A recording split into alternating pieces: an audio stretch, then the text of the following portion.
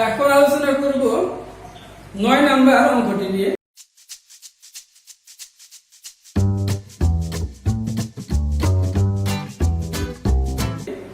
আগে দেখো প্রশ্নে কি বলা হলো।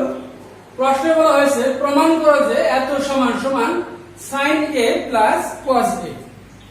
আমরা এর আগে সূত্রের আলোচনায় তোমাদের বলেছিলাম tan θ সমান সমান sin θ বাই cos θ এবং cot θ সমান সমান cos θ বাই sin θ। আমরা মানগুলো বসিয়ে দিই এখানে, শুধু সূত্র যেমন cos এর জায়গায় cos ঠিক থাকলো 1 মাইনাস tan সমান সমান sin a by cos a plus sin ঠিক থাকলো এখানে 1 minus cos a by sin a। উপরে কোনো কাজ নেই, নিচে শুধু আমরা লসাগু করে দেই। লসাগু হলো cos a, cos দ্বারা 1 কে গুণ করলে হয় cos মাইনাস cos cos কাটা থাকে শুধু sin a প্লাস উপরে sin ঠিক থাকলো, নিচে লসাগু হয় sin a। sin এর 1 কে গুণ করলে হয় sin a মাইনাস sin এবং sin কাটা থাকে শুধু cos a। এখন উপরের সংখ্যাটা পূর্ণ সংখ্যা আর নিচে হলো ভগ্নাংশ। উপরের অংশ ঠিক থাকবে এবং নিচেরটা উল্টে যাবে।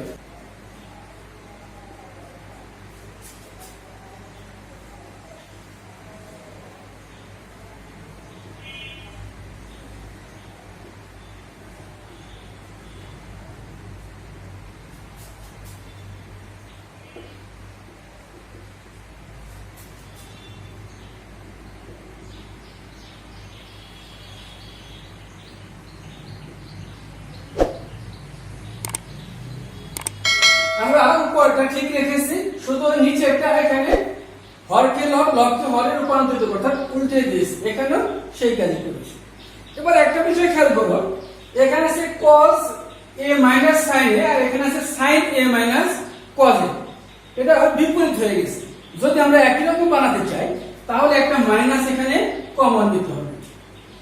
আর উপরের ব্যাপারটা দেখো, cos a হলো cos square, cos square a নিচে cos a minus sin a। এখানে দিলাম মাইনাস, উপরে sin স্কয়ার আর নিচে এই মাইনাস প্লাসটা মাইনাস হয়ে গেছে। এই কারণে যে আমরা এখানে একটা মাইনাস কমন নিয়েছি, অর্থাৎ cosটাকে সামনে নিয়ে আসবো এবং sin কে পেছনে দেব। উদ্দেশ্য আমাদের এটা একই রকম করা। এখন যদি লসাগু করি, দেখো cos a minus sin a। এবার হর এবং লসাগু একই হলে আমরা কি করব, উপরের সংখ্যাটা হুবহু বসিয়ে দেব, অর্থাৎ cos square a minus sin square a। আমরা একটা সূত্র জানি, a square minus b square equal to a plus b into a minus b। তাহলে cos স্কয়ার কে যদি cos কে যদি আমরা a মনে করি আর sin কে যদি b মনে করি, তাহলে সূত্রটা হয় cos a plus sin a into cos a minus sin a। নিচে অপরিবর্তিত cos a minus sin a। আমরা cos a মাইনাস sin এর সাথে cos a minus sin a কেটে দিলাম, তাই কি cos a plus sin a, cos a plus sin a। এটাই আমাদের প্রমাণ করতে বলেছে। সুতরাং left hand side equal to right hand side proof. এখন আলোচনা করব অনুশীলনী 9.1 এর 10 নাম্বার অঙ্কটি নিয়ে। আগে দেখি প্রশ্নে কি বলা হলো। প্রশ্নে বলেছে এত সমান সমান প্রমাণ করো যে এত সমান সমান sin a। আমরা লিখলাম left hand side equal to 10 এর জায়গায় আমরা 10 ঠিক রাখলাম।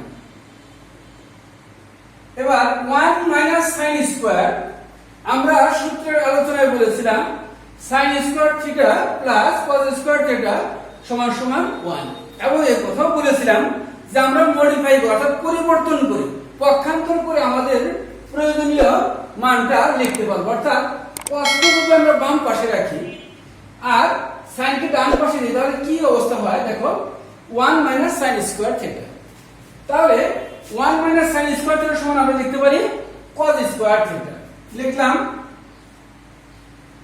cos স্কয়ার a tan সমান আমরা একটা মান জানি দেখো sin theta by cos theta আমরা tan এর মান লিখে বললাম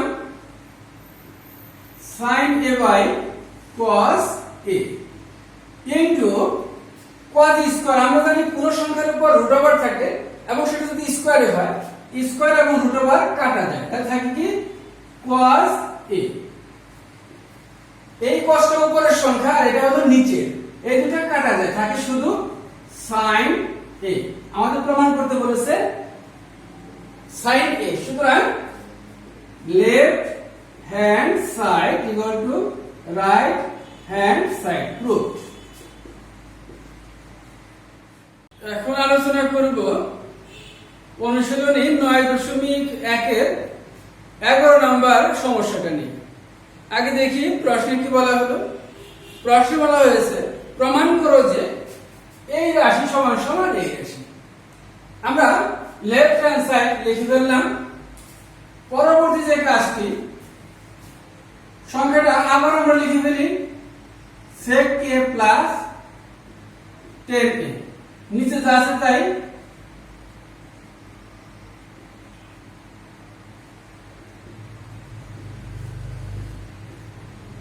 আমরা যদি এখানে যে অনুপাতগুলো আছে তার বিপরীত চিহ্ন দিয়ে একটা অনুপাত লিখি অর্থাৎ এখানে আছে sec a প্লাস 10a আমরা যদি একটা sec a মাইনাস 10a লিখি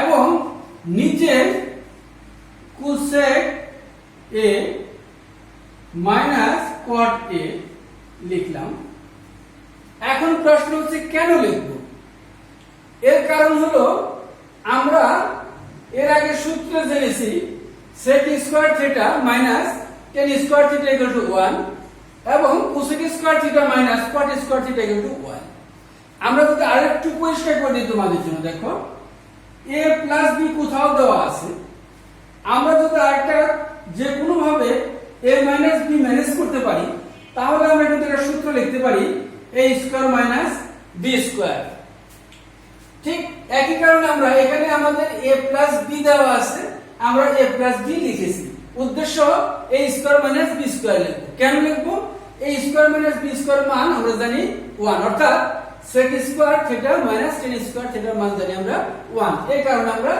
এই কাজটা করেছি এখন আমাদের মন চাইলে করে ফেলবো অঙ্কের সাথে সঙ্গতি না রেখে তাহলে অঙ্ক হবে না এই সংখ্যাটা এই অনুপাতটা যেহেতু আমরা বেশি লিখেছি এটা নিচে লিখলেই আমাদের ব্যালেন্স হয়ে যাবে অর্থাৎ sec a মাইনাস 10a আর নিচে যেটা বেশি লিখেছি সেটা উপরে লিখলাম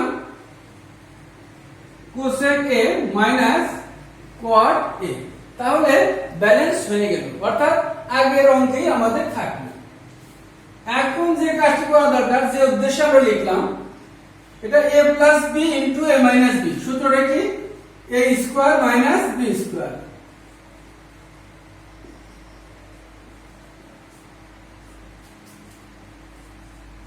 আর শেষের ব্র্যাকেটে কোনো পরিবর্তন নাই এটা আমরা হুবহু লিখে দিলাম নিচেও একই অবস্থা cosec square a minus cot square a এবং শেষের ব্র্যাকেটটা অপরিবর্তিত